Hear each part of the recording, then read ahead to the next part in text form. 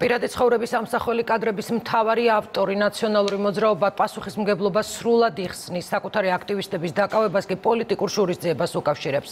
Ამ კადრების გავრცელების უკან რომ ხელისუფლების პოლიტიკური მტრებით განან ამაზე თანხმდება საპარლამენტო უმრავლესობა.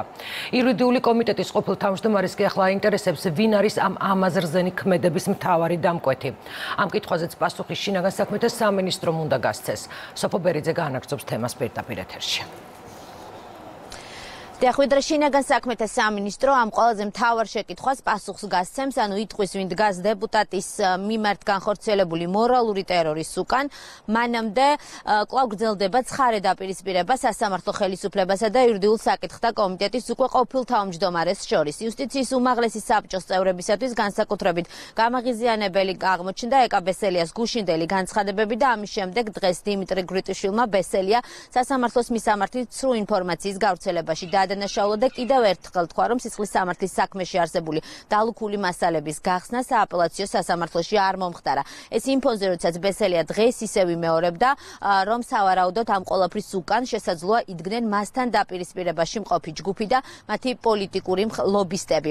პრემიერ-მინისტრიც გამოეხმაურა დღეს აღნიშნულ საკითხს. პრემიერი ამბობს, რომ ამ უმძიმეს დანაშაულს სახელმწიფო უმკაცრეს პასუხს გასცემს. Პირადი ცხოვრების ამსახველი ფარული ჩანაწერების საქმეზე ნაციონალური მოძრაობის აქტივისტების დაკავების შემდეგ ოპოზიციური პარტია სახელმწიფო უსაფრთხოების სამსახურს პროვოკაციაში ადანაშაულებს. დღეს დილიდან მიხეილ სააკაშვილის თანაგუნდელები ირწმუნებოდნენ, რომ მათი ხელისუფლების დროინდელი უკანონო ჩანაწერები მათივე აქტივისტებს სუსმა ვირუსულად და მიზანმიმართულად დაუგზავნა. სუსმა ვირუსულად შემდგომ ათობით ჩვენს მხარდამჭერს და ძალიან ბევრ ადამიანს მთელი საქართველოს მასშტაბით გაუგზავნა ეს კადრები, სწორედ იმიტომ, რომ ისინი ხვდებოდნენ, რომ ვინმე უნდა დაესაჯათ. ეგრეთ წოდებული ხელისუფლება იმით არის დაკავებული, რომ აკავებს გაერთიანებული ოპოზიციის მხარდამჭერებს და წევრებს იმისათვის, რომ სრულიად უდანაშაულო ადამიანებს თავისი დანაშაული გადააბაროს. დეპუტატის მიმართ განხორციელებული მორალური ტერორის უკან ხელისუფლების მტრების კვალს ხედავს საპარლამენტო უმრავლესობის უმრავლესობა. სკანდალური საქმის მთავარი გმირი და მისი თანამოაზრეები კი შინაგან საქმეთა სამინისტროსგან ამორალური მეთოდებით ბრძოლის დამკვეთების დასახელებას ელოდებიან. ელოდები გამოძიების შემდეგ ნაბიჯებს, იმიტომ რომ თავარი არის ასევე გარდა ამ გამავრცელებლები პირებისა, რომლებიც ასევე პასუხისმგებაში უნდა იყვნენ მიცემული, ის ვისგანაც წამოვიდა თავიდან ეს დანაშაულებრივი განზრახვა და გადაწყვეტილება. შეიძლება ყოფილიყო თქვა მთელი ამ პროცესის ფონზე კმაყოფილი ამ პოლიტიკური პროცესის შედეგად, ეს ჩვენი პოლიტიკური ოპონენტია, მაგრამ ეს იმას არ ნიშნავს, რომ ჩვენ კონკრეტულად ვინმე ადამიანს ხელს ვადებთ. კარგია, რომ გამოძიება მიმდინარეობს აქტიურად და ჩვენ ვფიქრობთ, რომ აუცილებლად ყველა კითხვას გაეცემა პასუხი. Ამ საჯარო განცხადებების მიღმა ფრაქცია ქართულმა ოცნებამ ეკა ბესელიას ირგვლივ განვითარებული მოვლენების თაობაზე ერთობლივი პოზიცია ჯერ კიდევ გუშინ დააფიქსირა. მიგვაჩნია, რომ ადამიანის პირად სივრცეში შეჭრა და შესაბამისი კადრების გავრცელება არის ერთ-ერთი ყველაზე უზნეო ამორალური ქმედება და უმძიმესი დანაშაული, რასაც მყისიერი რეაგირება სჭირდება.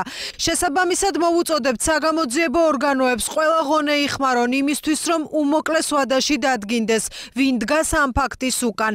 დამნაშავეები აუცილებლად უნდა დაისაჯონ უმკაცრესად, რათა მომავალში ვერავინ შეძლოს მსგავსი ამორალური დანაშაულის ჩადენა და გაფიქრებაც კი. ჩვენ ბოლომდე სოლიდარულები ვართ როგორც ჩვენი ფრაქციის წევრის, ეკა ბესელიას ასევე ნებისმიერი პირის მიმართ, ვინც შეიძლება ასეთი უზნეობის მსხვერპლი გახდეს და საერთოდ არ აქვს მნიშვნელობა, ვინ როგორ განსხვავებულ აზრს ან პოზიციას აფიქსირებს რომელიმე თემაზე. არსებობს საკითხები, სადაც ყველანი უნდა დავდგეთ ერთად და საბოლოოდ დავამარცხოთ ასეთი უღირსი მოქმედებები. პირადი ცხოვრება ხელშეუხებელია და მის უზრუნველსაყოფად როგორც პოლიტიკოსები, ასევე მთელი საზოგადოება უნდა გაერთიანდეს. პირადი ცხოვრების ხელყოფა, რომ უმძიმესი დანაშაულია, ამაზე დღეს მთავრობის მეთაურმა ისაუბრა. პრემიერ-მინისტრმა ისიც თქვა, რომ ასეთ ქმედებას სახელმწიფო უმკაცრეს პასუხს გასცემს. მორალურ შანტაჟს მთავრობაში ყველა გმობს.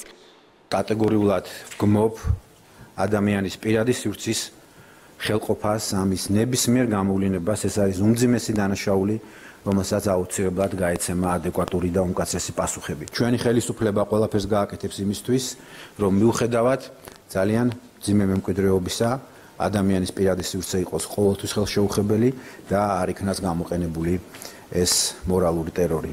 არ არსებობს დედამიწაზე ქალი, რომელიც დაყრის ფარხმავს. ქალი არის ძლიერი და ვინც ამას აღწელებს, მე მინდა რჩევა მიცე, რომ იფიქროს სხვა რამეზე, აკეთოს სხვა საქმე, ეს არის დანაშაული და მე იმედი მაქვს, რომ ამ ადამიანებს მალე მიაკლებს გამოძიება. არც ეკაბესელია და არც სხვა ვინმე ქალი არის ის ნატურა, რომელიც შეშინდება, ის რომელიც გაჩერდება. პირადი ცხოვრების ამსახველი ფარული ჩანაწერებით ბრძოლის პარალელურად ცხარე დაპირისპირება გრძელდება იურიდიულ საკითხთა კომიტეტის ყოფილ თავმჯდომარესა და უმაღლესი საბჭოს წევრებს შორის. დიმიტრი გვრიტიშვილი ეკაბესელიას სასამართლოს მისამართი ციცრუის გავრცელებაში ადანაშაულებს და სკანდალური საქმის ირგვლივ საკუთარ ვერსიას უკვე მეორე დაჟღერებს.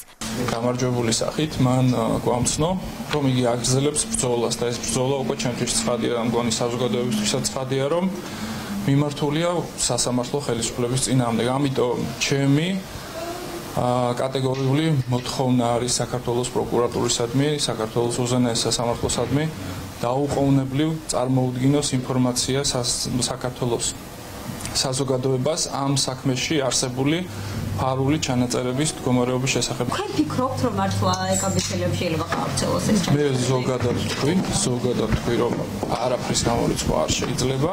ამაზე უარესი ხარ, რა შეიძლება წარმოიდგინო ხო, ვიდრე ეს ფორმაა და მეთოდი ბრძოლის, როგორიც არის, აი ეს ქმედებები რაც ხდება. აი ამაზე უარესი თუ რამე შეიძლება რომ ადამიანმა წარმოიდგინო, არის ეს ესეთი ფსიქოტიპის ადამიანი. სახიფათო მგონია ჩვენი მოქალაქეები ასეთი მოსამართლის ხელში. მოსამართლე უვადო დანიშნული აი ამ როლიდან მოლაპარაკე პრაქტიკულად ამბობს, რომ ის არის ისევ იმ ძალადობრივი რეჟიმის სახე. პირადი ცხოვრების ამსახველი ფარული ჩანაწერების საქმეზე მთავარი სიტყვა შინაგან საქმეთა სამინისტრომ უნდა თქვას.